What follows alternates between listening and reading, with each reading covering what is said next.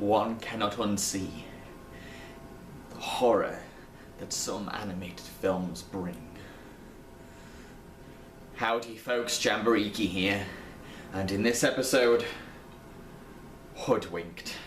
Hoodwinked is an American CGI fantasy comedy that turns the classic fairy tale Little Miss Riding Hood into a crime case. We get to see what really happened from the perspectives of Red Riding Hood, the Big Bad Wolf, Granny and the Woodsman, as a distinguished private detective tries to uncover the truth. Twists are turned, conspiracies are unraveled, and characters reveal their true identities. So, what's really going on?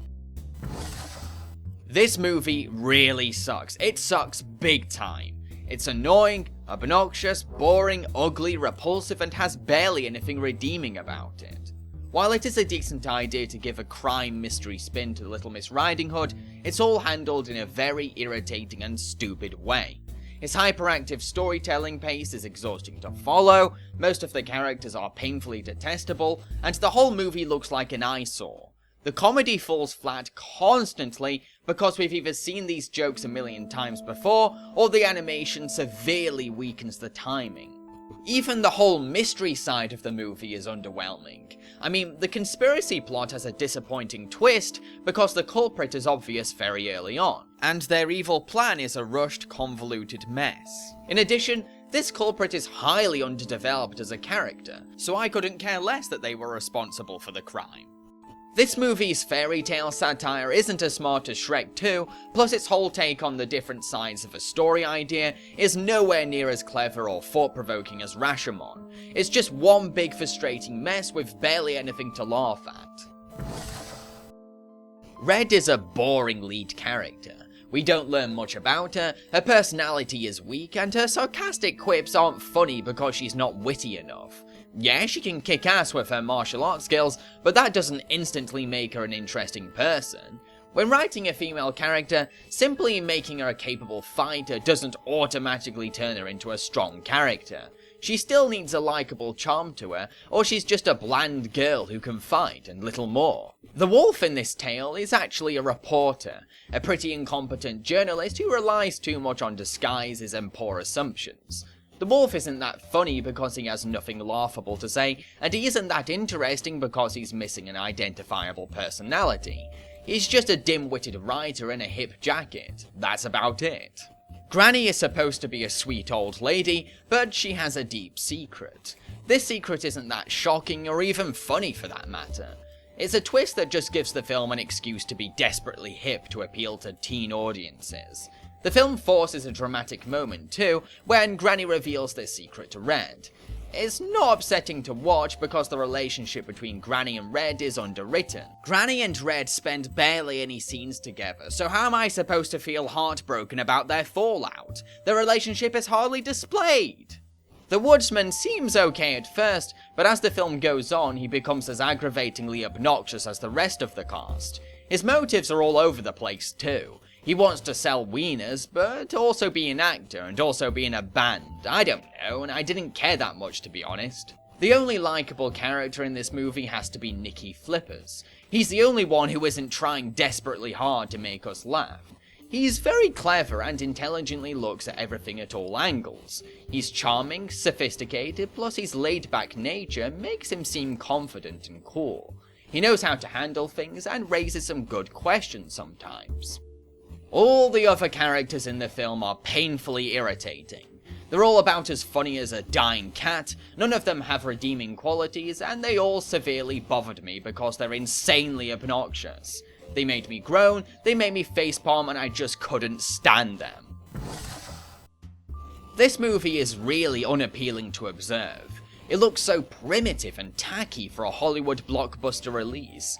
The CGI reminds me of something from the early days of computer animation, back when it was a practice experiment. The rendering seems unfinished and cheap, plus the models come across as underdesigned and boring.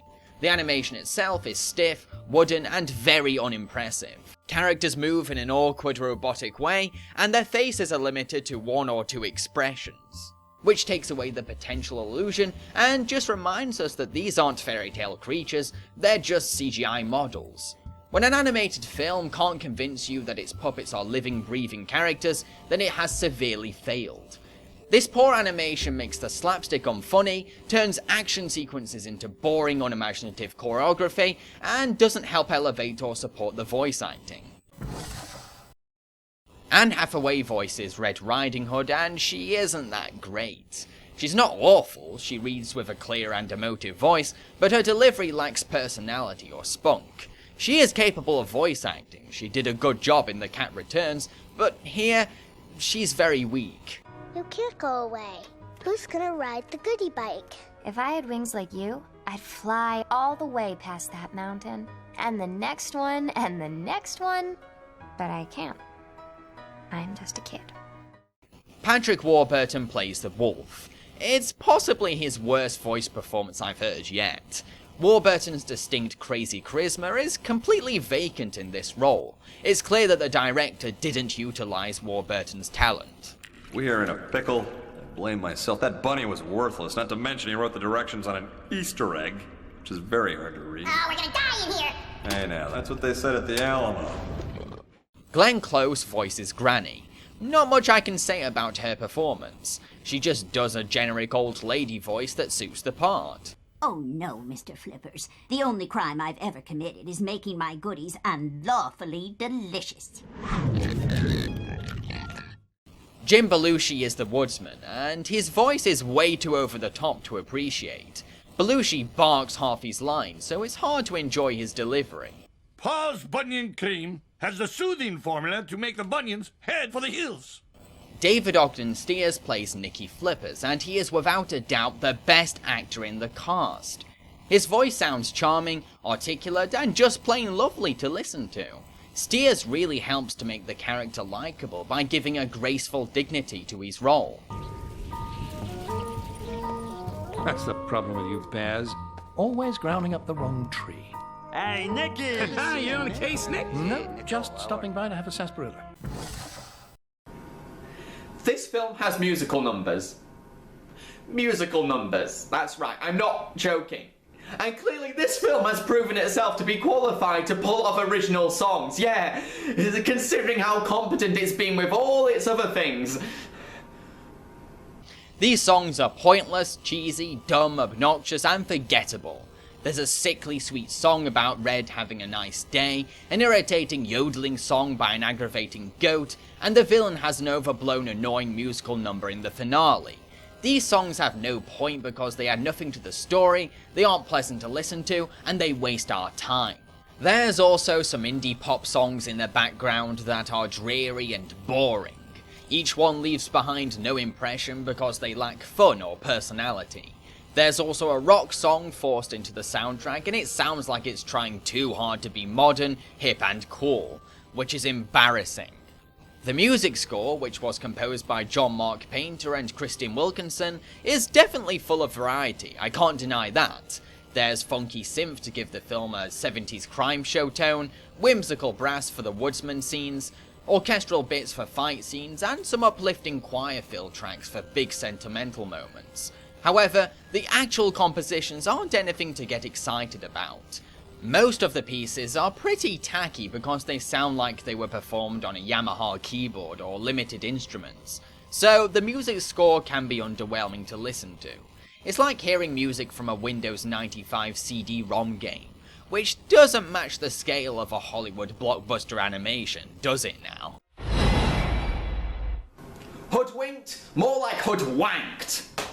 This film is an awful mess with ugly visuals, bad animation, wasted voice talent, lots of annoying and boring characters, forgettable songs, painfully unfunny comedy, and an underwhelming mystery story. Its only redeeming factor has to be the character of Nicky Flippers and his wonderful voice actor David Ogden Stiers, but this frog alone can't save the whole movie. I'm going to give this film 1.5 strawberries out of 5. Now, if some of you are still wondering if this film is your cup of tea, then consider this. If you enjoyed Enchanted, then you may get a little something out of it, but remember the things I talked about. I've been Jambareeqi, and I hope you enjoyed my review. Feel free to subscribe to my channel, and I encourage you to follow me on Facebook and Twitter. In the next episode, The Magic Roundabout.